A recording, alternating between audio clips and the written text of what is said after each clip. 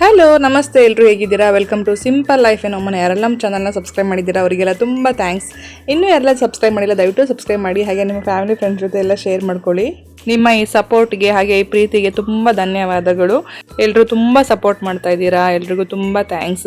ಹಾಗೆಯೇ ಯಾರೆಲ್ಲ ಸಬ್ಸ್ಕ್ರೈಬ್ ಮಾಡ್ಕೊಂಡಿಲ್ಲ ದಯವಿಟ್ಟು ಸಬ್ಸ್ಕ್ರೈಬ್ ಮಾಡ್ಕೊಳ್ಳಿ. ಇವತ್ತು ಕಂದಂಗೆ ಸ್ಕೂಲ್ ರಜೆ ಇದೆ, ಹಾಗೆ ನನ್ನ ಹಸ್ಬೆಂಡಿಗೂ ಇವತ್ತು ನೈಟ್ ಶಿಫ್ಟ್ ಇದೆ. ಅದಕ್ಕೆ ತಿಂಡಿ ಏನಾದರೂ ಮಾಡ್ಕೊಳ್ಳೋಣ ಅಂಥೇಳಿ ರೆಡಿ ಮಾಡ್ತಾ ಇದ್ದೆ.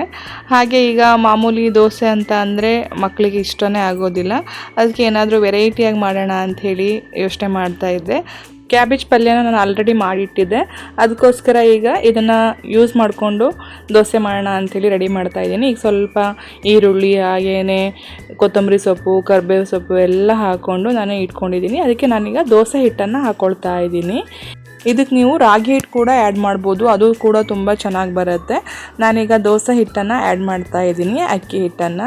ಆ ನಂತರ ನಾನು ಮಾಡಿಟ್ಟಿರುವಂತಹ ಈ ಒಂದು ಕ್ಯಾಬೇಜ್ ಪಲ್ಯ ಅಂತ ಅಂದರೆ ಎಲೆಕೋಸಿನ ಪಲ್ಯವನ್ನು ಇದಕ್ಕೆ ನಾನು ಆ್ಯಡ್ ಮಾಡ್ತಾ ಇದ್ದೀನಿ. ಈ ಒಂದು ಎಲೆಕೋಸು ಪಲ್ಯಕ್ಕೆ ನಾನು ಮಾಮೂಲಿ ಪಲ್ಯ ಮಾಡೋ ಥರ ಒಗ್ಗರಣೆಯನ್ನು ಹಾಕಿ ಸಾಸಿವೆ ಜೀರಿಗೆ ಹಾಗೆ ಉದ್ದಿನಬೇಳೆ ಹಾಕಿ ಹಸಿಮೆಣಸು ಹಾಗೆಯೇ ಸ್ವಲ್ಪ ಈರುಳ್ಳಿಯನ್ನು ಹಾಕಿ ನಾನೀಗ ಪಲ್ಯ ಮಾಡಿಟ್ಕೊಂಡಿದ್ದೀನಿ. ತಂಗಿಯನ್ನು ತುರಿಯನ್ನು ಹಾಕಿ ಆ ನಂತರ ಇದಕ್ಕೆ ನಾನು ಸ್ವಲ್ಪ ಜೀರಿಗೆಯನ್ನು ಆ್ಯಡ್ ಮಾಡ್ತಾ ಇದ್ದೀನಿ. ಆ ನಂತರ ಇದನ್ನು ತುಂಬ ಚೆನ್ನಾಗಿ ಮಿಕ್ಸ್ ಮಾಡ್ಕೊಬೇಕು. ಈ ರೀತಿಯಾಗಿ ಚೆನ್ನಾಗಿ ಮಿಕ್ಸ್ ಮಾಡ್ಕೊಂಡು ಆದ ನಂತರ ನಾವು ಇದನ್ನು ಕಾವಲಿಗೆ ಹಾಕ್ಬೋದು. ಈಗ ಮನೇಲಿ ರಜೆ ಇದ್ದು ಮಕ್ಕಳು ಸ್ಕೂಲ್ ಇಲ್ಲದೆ ಇದ್ದರು ಅಂದರೆ ಅವ್ರು ಏನಾದರೂ ಕೇಳ್ತಾನೆ ಇರ್ತಾರೆ. ಹಾಗೆ ಅವ್ರಿಗೆ ಏನು ಮಾಡಿಕೊಟ್ರು ಇಷ್ಟನೇ ಆಗೋಲ್ಲ. ನನ್ನ ಮಕ್ಕಳು ಈ ರೀತಿ ಪಲ್ಯ ಎಲ್ಲ ತಿನ್ನೋದೇ ಇಲ್ಲ, ಅದಕ್ಕೋಸ್ಕರ ತರಕಾರಿ ಎಲ್ಲ ಅವ್ರು ತಿನ್ನೋ ಥರ ಆಗಲಿ ಅಂತ ಹೇಳಿ ನಾನು ಈ ರೀತಿಯಲ್ಲಿ ಐಡಿಯಾ ಮಾಡಿ ಮಾಡ್ತಾ ಇರ್ತೀನಿ ಯಾವುದಾದ್ರು ತಿಂಡಿಗಳನ್ನು. ಈಗ ಕಾವಲಿಗೆ ನಾನೀಗ ಸ್ವಲ್ಪ ಎಣ್ಣೆಯನ್ನು ಹಾಕಿ ಈ ರೀತಿಯಾಗಿ ಸ್ಪ್ರೆಡ್ ಮಾಡ್ಕೊಳ್ತಾ ಇದ್ದೀನಿ. ಆ ನಂತರ ನಾವು ಮಿಕ್ಸ್ ಮಾಡಿಟ್ಟಿರುವಂಥ ಕ್ಯಾಬೇಜ್ ಪಲ್ಯ ಹಾಗೆಯೇ ದೋಸೆ ಹಿಟ್ಟನ್ನು ಇದಕ್ಕೆ ಹಾಕ್ಬೋದು. ನೋಡಿ ಚೆನ್ನಾಗಿ ಮಿಕ್ಸ್ ಮಾಡ್ಕೊಬೇಕು, ಯಾಕಂತ ಅಂದರೆ ಪಲ್ಯ ಇರುತ್ತಲ್ವ ಅದಕ್ಕೋಸ್ಕರ ಇದು ಚೆನ್ನಾಗಿ ಮಿಕ್ಸ್ ಮಾಡ್ಕೊಬೇಕು. ಇಲ್ಲ ಅಂತ ಅಂದರೆ ಅದು ಪೂರ್ತಿ ಮಿಕ್ಸ್ ಆಗಿ ಕಾವಲಿಗೆ ಹಾಕಲಿಕ್ಕೆ ಆಗೋದಿಲ್ಲ. ಅದಕ್ಕೋಸ್ಕರ ಈ ರೀತಿಯಾಗಿ ಹಾಕಿ ಆನಂತರ ಇದನ್ನ ಚೆನ್ನಾಗಿ ಸ್ಪ್ರೆಡ್ ಮಾಡಬೇಕು. ನಾವೀಗ ಕ್ಯಾಬೇಜ್ ಹಾಕಿದ್ದೀವಿ, ಅದು ನಮಗೆ ಈ ರೀತಿಯಾಗಿ ಸ್ಪ್ರೆಡ್ ಮಾಡಲಿಕ್ಕೆ ಆಗುತ್ತೋ ಇಲ್ಲೋ ಅಂತಂದರೆ ಆರಾಮ್ಸೆ ಮಾಡ್ಬೋದು, ಏನು ತೊಂದರೆ ಇಲ್ಲ, ತುಂಬ ಚೆನ್ನಾಗಿ ಬರುತ್ತೆ. ಒಮ್ಮೆ ಟ್ರೈ ಮಾಡಿ ನೋಡಿ. ಈಗ ನೋಡಿ ಎಷ್ಟು ಚೆನ್ನಾಗಿ ಆಗಿದೆ ಅಂತೇಳಿ ಈ ದೋಸೆ. ಈಗ ಮಾಮೂಲಿ ದೋಸೆ ಮಾಡಿದಾಗೂ ಕೂಡ ಇಷ್ಟು ಚೆನ್ನಾಗಿ ಎಲ್ಲ ಆಗೋದಿಲ್ಲ, ಅಷ್ಟು ಚೆನ್ನಾಗಾಗಿದೆ ನೋಡಿ, ಎಷ್ಟು ಗೂಡಾಗಿ ಎಷ್ಟು ಚೆನ್ನಾಗಿ ಬರ್ತಾ ಇದೆ ಅಂಥೇಳಿ. ಹಾಗೆ ಇದ್ರ ಕಲರ್ ಸಮೇತ ನೀವು ನೋಡ್ಬೋದು ಎಷ್ಟು ಚೆನ್ನಾಗಿ ಒಳ್ಳೆ ಗೋಲ್ಡನ್ ಬ್ರೌನ್ ಬಂದಿರುತ್ತೆ ಅಂತ, ತುಂಬ ಚೆನ್ನಾಗಿರುತ್ತೆ. ನಾನೀಗ ಇದನ್ನು ಸ್ವಲ್ಪ ಹೊತ್ತು ಈ ರೀತಿಯಾಗಿ ಬೇಯಲಿಕ್ಕೆ ಬಿಟ್ಟು ಆ ನಂತರ ಇದನ್ನು ಈ ರೀತಿಯಾಗಿ ತಿರ್ಸಿ ಹಾಕ್ತಾ ಇದ್ದೀನಿ. ನೋಡಿ ಎಷ್ಟು ಚೆನ್ನಾಗಾಗಿದೆ ಅಂತ ಹೇಳಿ, ತುಂಬ ಚೆನ್ನಾಗಿ ಬರುತ್ತೆ. ಒಮ್ಮೆ ಟ್ರೈ ಮಾಡಿ ಕಮೆಂಟ್ ಮಾಡಿ ತಿಳಿಸಿ. ಹಾಗೆಯೇ ಈ ಮಕ್ಕಳುಗಳು ಈ ರೀತಿಯಾದ ಪಲ್ಯ ಎಲ್ಲ ತಿನ್ನೋದಿಲ್ಲ ಅಥವಾ ತರಕಾರಿನ ತಿನ್ನೋದಿಲ್ಲ ಅಂತ ಅಂದಾಗ ಈ ರೀತಿಯಾಗಿ ಈಸಿಯಾಗಿ ಮಾಡ್ಕೊಡ್ಬೋದು. ಮಕ್ಕಳು ಕೂಡ ಇಷ್ಟಪಟ್ಟು ತಿಂತಾರೆ. ನಾನು ನನ್ನ ಮಕ್ಕಳಿಗೆ ಈ ರೀತಿಯಾಗಿ ಮಾಡಿಕೊಡೋ ಅಂಥದ್ದು.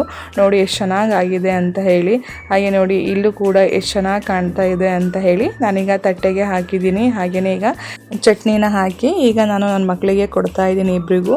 ಈಗ ದೊಡ್ಡ ಪಾಪುಗೆ ಪ್ಲೇಟ್ ರೆಡಿ ಮಾಡಿದ್ದೀನಿ, ಈಗ ಸಣ್ಣ ಪಾಪುಗೆ ಪ್ಲೇಟ್ ರೆಡಿ ಮಾಡ್ತಾ ಇದ್ದೀನಿ. ನೋಡಿ ಎಷ್ಟು ಚೆನ್ನಾಗಿ ಕಾಣ್ತಾ ಇದೆ ಅಂತ ಹೇಳಿ. ಈರುಳ್ಳಿ ದೋಸೆ ಅಂತ ನಾವು ಹೋಟ್ಲಲ್ಲೆಲ್ಲ ತೊಗೊತೀವಲ್ಲ, ಸೇಮ್ ಹಾಗೇ ನೋಡ್ದಂಗೆ ಆಗುತ್ತೆ. ಹಾಗೆ ಆ ಫ್ಲೇವರ್ ಕೂಡ ಅಷ್ಟೇ ಚೆನ್ನಾಗಿ ಬರ್ತಾ ಇರುತ್ತೆ. ನನ್ನ ಮಗ ನಾನು ಇನ್ನು ದೋಸೆ ಮಾಡುವಾಗಲೇ ಹೇಳ್ತಾ ಇದ್ದ ತುಂಬ ಚೆನ್ನಾಗಿದೆ ಫ್ಲೇವರು ಅಂತ. ಹಾಗೆ ಇಷ್ಟಪಟ್ಟು ಕೂಡ ತಿಂದರು ಇಬ್ಬರು ಮಕ್ಕಳು ಕೂಡ. ಈಗ ನನ್ನ ಮಕ್ಕಳು ಇಬ್ಬರು ಆಟ ಆಡ್ತಾ ಇದ್ದಾರೆ, ಈಗ ರಜೆ ಇದೆ ಅಲ್ಲ ಅದಕ್ಕೋಸ್ಕರ ಈ ರೀತಿಯಾಗಿ ಆಟ ಆಡ್ತಾ ಇದ್ದಾರೆ. ಸ್ಕ್ರೀನ್ ಟೈಮ್ ಕಮ್ಮಿ ಮಾಡಲಿ ಅಂತೇಳಿ ಈ ರೀತಿಯೆಲ್ಲ ಆಟ ಆಡ್ಲಿಕ್ಕೆ ಅಂತೇಳಿ ಕೂತ್ಕೊತೀವಿ. ಒಬ್ಬನಿಗೆ ಸ್ಪೈಡರ್ ಮ್ಯಾನ್ ಇಷ್ಟ, ಒಬ್ಬನಿಗೆ ಟೆಡ್ಡಿ ಇಷ್ಟ. ಈ ರೀತಿಯಾಗಿ ಇಟ್ಕೊಂಡು ಆಟ ಆಡ್ತಾ ಇದ್ದಾರೆ.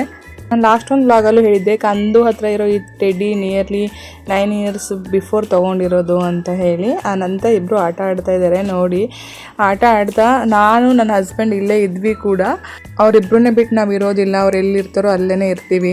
ಯಾಕಂತಂದರೆ ಈ ಮಕ್ಕಳು ಏನೇನು ಮಾಡ್ತಾರಂತ ಹೇಳಲಿಕ್ಕೆ ಆಗೋಲ್ಲ. ಇಲ್ಲಿ ನೋಡಿ ಈಗ ಕಂದು ಹೈಡ್ ಆ್ಯಂಡ್ ಸೀಕ್ ಆಡುವಾಗ ಅಂತ ಹೋಗಿ ಒಂದು ಬೀರು ಒಳಗೆ ಕೂತ್ಕೊಂಡಿದ್ದಾನೆ. ಆ ರೀತಿಯಾಗಿ ಡಿಂಪುರು ಹೋಗಿ ಕೂತ್ಕೊಂಡಿದ್ದಾನೆ ಅದ್ರ ಒಳಗಡೆ. ನಾವು ಅಲ್ಲೇ ಇದ್ದೀವಿ.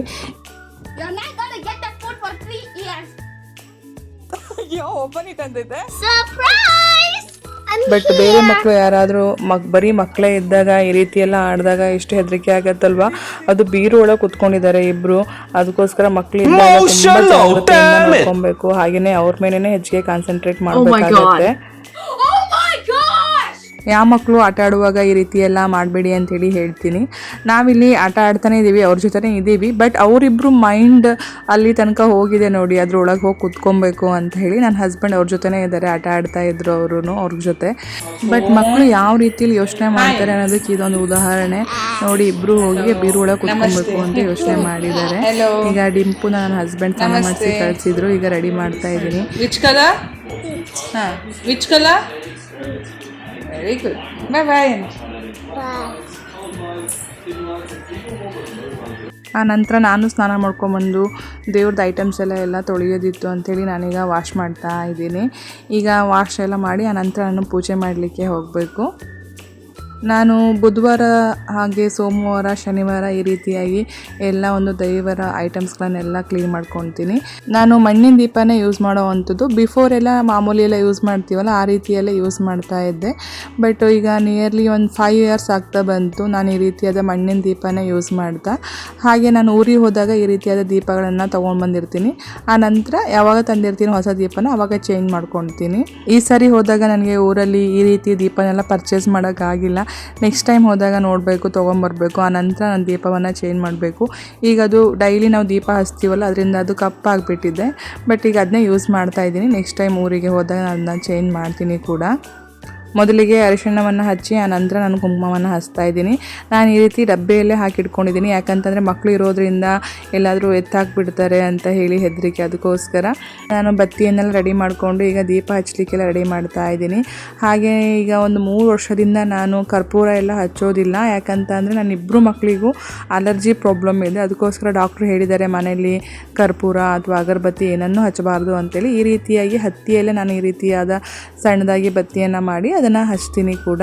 ಹಾಗೆ ನಾನೀಗ ಕರ್ಪೂರವನ್ನು ಯೂಸ್ ಮಾಡೋದು ಬಿಟ್ಟು 3 ಇಯರ್ಸ್ ಆಯಿತು. ಬಟ್ ನನಗೆ ಈಗ ಡಾಕ್ಟ್ರು ಹೇಳಿದ ಮೇಲೆ ನಾನು ಓದಿದೆ ಕೂಡ ಅದನ್ನು. ಅದು ಸೈಂಟಿಫಿಕಲ್ ಕೂಡ ಪ್ರೂವ್ ಆಗಿದೆ ಕರ್ಪೂರವನ್ನು ಯೂಸ್ ಮಾಡಬಾರ್ದು ಅಂತ ಹೇಳಿ. ಅದಕ್ಕೋಸ್ಕರ ಕರ್ಪೂರ ಅಗರಬತ್ತಿ ಏನನ್ನೂ ಯೂಸ್ ಮಾಡೋದಿಲ್ಲ ನಾನು. ನಮ್ಮ ಮನೇಲಿ ಪ್ರಾವಿಷನ್ ಸ್ಟೋರ್ ಇರೋದ್ರಿಂದ ಅಲ್ಲಿ ಸಿಗತ್ತೆ. ಅದ್ರ ಹೆಸರು ನನಗೆ ಬರ್ತಾ ಇಲ್ಲ, ಅಗರಬತ್ತಿ. ಅದು ನಂಗೆ ತುಂಬ ಇಷ್ಟ ಆಗುತ್ತೆ. ಅದಕ್ಕೋಸ್ಕರ ಅಲ್ಲಿ ಹೋದಾಗ ತಂದಾಗ ಸ್ವಲ್ಪ ದಿನ ಯೂಸ್ ಮಾಡ್ತೀನಿ ಅಷ್ಟೇ. ಅದು ಕಂದು ಎಲ್ಲರೂ ಸ್ಕೂಲಿಗೆ ಹೋಗಿದ್ದ ಅಂದಾಗ ಅದು ಬಿಟ್ಟರೆ ಮತ್ತು ನಾನು ಯೂಸ್ ಮಾಡೋದಿಲ್ಲ. ಈಗ ನೋಡಿ ನಾನೀಗ ಸೌತೆಕಾಯಿನ ಹೆಚ್ಚಿ ಉಪ್ಪು ಹಾಕಿಟ್ಟು ಹೋಗಿದ್ದೆ ನಾನು. ಈಗ ನಾನು ಅದನ್ನ ರೆಡಿ ಮಾಡ್ತಾಯಿದ್ದೀನಿ. ಸ್ವಲ್ಪ ಈರುಳ್ಳಿ ಹಾಗೆಯೇ ಹಸಿಮೆಣಸು ಸ್ವಲ್ಪ ಕೊತ್ತಂಬರಿ ಸೊಪ್ಪನ್ನು ಹಾಕಿಟ್ಟಿದ್ದೀನಿ. ಈಗ ನಾನೀಗ ಚೆನ್ನಾಗಿ ಇದನ್ನು ಹಿಂಡ್ಕೊಳ್ತಾ ಇದ್ದೀನಿ. ಹಿಂಡ್ಕೊಂಡು ಇದೆಲ್ಲ ನೀರನ್ನು ತೆಗೆದು ಈ ರೀತಿಯಲ್ಲಿ ಹಾಕ್ತಾಯಿದ್ದೀನಿ. ಈ ರೀತಿ ಮಾಡೋದ್ರಿಂದ ಶೀತ ಎಲ್ಲ ಆಗೋದಿಲ್ಲ ಅಂತ ಹೇಳಿ ಈ ರೀತಿ ಮಾಡುವಂಥದ್ದು. ಉಪ್ಪನ್ನು ಹಾಕಿ ಸ್ವಲ್ಪ ಹೊತ್ತು ಇಡಬೇಕು. ಆನಂತರ ಈ ರೀತಿಯಾಗಿ ಹಿಂಡಿ ನೀರನ್ನು ತೆಗಿಬೇಕು. ಆನಂತರ ಇದಕ್ಕೆ ನಾನೀಗ ಸ್ವಲ್ಪ ಮಜ್ಜಿಗೆಯನ್ನು ಹಾಕ್ಕೊಳ್ತಾ ಇದ್ದೀನಿ. ಹಾಗೆ ಇಲ್ಲಿ ನಾನು ಮಸಾಲ ಮಜ್ಜಿಗೆಗೂ ಕೂಡ ರೆಡಿ ಮಾಡಿದ್ದೆ ಕೂಡ. ಇದಕ್ಕೆ ಸ್ವಲ್ಪ ಪುದೀನ ಹಾಗೆ ಕೊತ್ತಂಬರಿ ಸ್ವಲ್ಪ ಜೀರಿಗೆಯನ್ನು ಹಾಕಿ ರುಬ್ಕೊಂಡು ಅದಕ್ಕೆ ನಾನು ಸ್ವಲ್ಪ ಉಪ್ಪು ಹಾಗೆ ಮಜ್ಜಿಗೆಯನ್ನು ಹಾಕ್ಕೊಳ್ತಾ ಇದ್ದೀನಿ. ಈಗ ನಾನು ಸೌತೆಕಾಯಿಗೆ ನಾನೀಗ ಸ್ವಲ್ಪ ಕಾಳು ಮೆಣಸನ್ನು ಆ್ಯಡ್ ಮಾಡ್ಕೊಳ್ತಾ ಇದ್ದೀನಿ. ಹಾಗೆ ಜೀರಿಗೆ ಪುಡಿಯನ್ನು ಆ್ಯಡ್ ಮಾಡ್ಕೊಳ್ತಾ ಇದ್ದೀನಿ. ಈಗ ಮಸಾಲ ಮಜ್ಜಿಗೆ ಮಾಡಲಿಕ್ಕೆ ಮಜ್ಜಿಗೆಗೆ ಸ್ವಲ್ಪ ನಾನೀಗ ನೀರನ್ನು ಆ್ಯಡ್ ಮಾಡ್ತಾ ಇದ್ದೀನಿ. ಈ ರೀತಿಯಾಗಿ ರೆಡಿ ಆಗಿದೆ. ಈಗ ಇದನ್ನೆಲ್ಲ ಚೆನ್ನಾಗಿ ಮಿಕ್ಸ್ ಮಾಡ್ಕೊಳ್ತಾ ಇದ್ದೀನಿ. ನಾವಿಲ್ಲಿ ಕಂಪಲ್ಸರಿ ಮಳೆಗಾಲ ಇರಲಿ ಚಳಿಗಾಲ ಇರಲಿ ಅಥವಾ ಬೇಸಿಗೆ ಇರಲಿ ನಾವು ಈ ಮಜ್ಜಿಗೆ ಮೊಸರು ಇದಿಲ್ಲದೆ ಇರೋದೇ ಇಲ್ಲ. ಮಧ್ಯಾಹ್ನ ಅಂದು ಕಂಪಲ್ಸರಿ ಈ ರೀತಿಯಾಗಿ ರಾಯ್ತ ಥರ ಅಥವಾ ಈ ರೀತಿ ಮಸಾಲ ಮಜ್ಜಿಗೆ ಥರ ಮಾಡೇ ಮಾಡ್ತೀನಿ ನಾನು ಮಾರ್ನಿಂಗ್ ಮಾಡಿಟ್ಟಿದ್ದಂತಹ ಈ ಒಂದು ಪಲ್ಯನೇ ರೆಡಿ ಇದೆ, ಕ್ಯಾಬೇಜ್ ಪಲ್ಯ. ಹಾಗೆಯೇ ರಸಮ್ ಕೂಡ ಮಾಡಿದ್ದೆ ನಾನು ಇವತ್ತು, ಟೊಮೊಟೊ ರಸಮ್ಮು. ಹಾಗೆಯೇ ರೈಸ್ ಕೂಡ ರೆಡಿಯಾಗಿದೆ. ಈಗ ನೀವು ಇಲ್ಲಿ ನೋಡ್ಬೋದು ನಾನೀಗ ಹೆಸರು ಕಾಳನ್ನು ನಾನು ನೆನೆಸಿ ಹಾಕಿದ್ದೆ ನೋಡಿ. ಈಗ ಸಣ್ಣದಾಗಿ ಮೊಳಕೆ ಬರ್ತಾ ಇದೆ. ಈ ರೀತಿಯಾಗಿ ಕಾಳುಗಳನ್ನೆಲ್ಲ ಯೂಸ್ ಮಾಡ್ತಾ ಇರ್ತೀನಿ ಜಾಸ್ತಿಯಾಗಿ ನಾನು. ಈಗ ಊಟಕ್ಕೆ ರೆಡಿ ಮಾಡೋಣ ಅಂಥೇಳಿ ಮನೆಯಿಂದ ಕಳಿಸಿದ್ದ ಮಜ್ಜಿಗೆ ಮೆಣಸೆಲ್ಲ ಇತ್ತು, ಅದನ್ನೆಲ್ಲ ಫ್ರೈ ಮಾಡೋಣ ಅಂಥೇಳಿ ಅಂದ್ಕೊತಿದ್ದೆ. ಅಷ್ಟರೊಳಗೆ ನನ್ನ ಹಸ್ಬೆಂಡ್ ಬಂದರು, ನಾನೇ ಫ್ರೈ ಮಾಡ್ತೀನಿ ಅಂತ ಅಂದರು. ಅವರಿಗೆ ಇದು ಉದ್ದಿನ ಹಪ್ಪಳ ಅಂದರೆ ತುಂಬ ಇಷ್ಟ.